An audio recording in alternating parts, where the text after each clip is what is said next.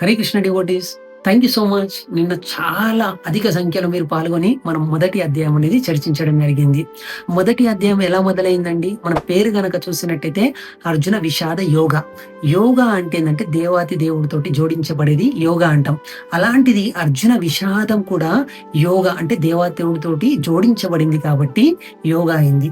And మనం సులువు గుర్తుపెట్టుకోవడానికి మనం ఒక అక్రనిం వాడామండి. అదేందండి? Yes, doubt. DOUBT. డి అంటే ధృతరాష్ట్ర, దుర్యోధన. ధృతరాష్ట్ర, దుర్యోధనులు డౌట్‌గా ఉండేయండి. ఎందుకు డౌట్‌గా ఉండే అంటే వారు అధర్మంగా వారి జీవనం గడిపారు కాబట్టి డౌట్‌గా అనేది ఉండడం అనేది చర్చించాం. అలాగే పాండవులు గనక చూసినట్టయితే వారు సైన్యం తక్కువండి. కానీ వారు ఎప్పుడు డౌట్‌గా లేరండి. ఎందుకు అంటే కృష్ణ వారి పక్కన ఉన్నారు. వారు ధర్మంగా ఉన్నారని వారికి ఎలాంటి భయం లేదు అనేది మనం చర్చించాం. అండ్ ఓ వచ్చేసి ఓమ్నిషియస్ రిజల్ట్ అంటే శకునములు, శుభ శకునములు వారికి రావడం జరిగిందని చర్చించాం. ఎలా చర్చించాం మనం?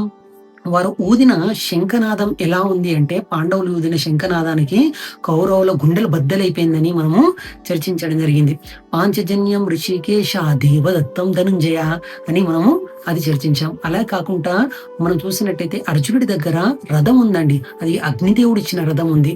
అలాగే తన జెండా పైన కపిధ్వజ అంటే హనుమంతుడు ఉండడం కూడా మనం చూసాము. అన్సర్టనిటీ అంటే అనిశ్చితము.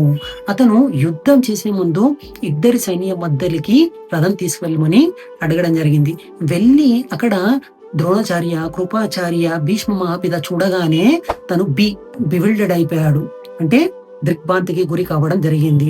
అలా నేను నా గురువర్యులతో ఎలా యుద్ధం చేయాలి, నేను యుద్ధం చేసినట్టయితే నాకు పాపం ముట్ట కట్టుకుంటా, నేను యుద్ధం చెయ్య అని చెప్పేసి తను గాంధీవము కూడా పట్టుకోలేకుండా తను అంటే టర్నింగ్ పాయింట్ అంటే నేను యుద్ధం చెయ్య కృష్ణ అని ఇలా కృష్ణకి శరణాగతి అని పొందడం జరిగిందని మనం చర్చించాం.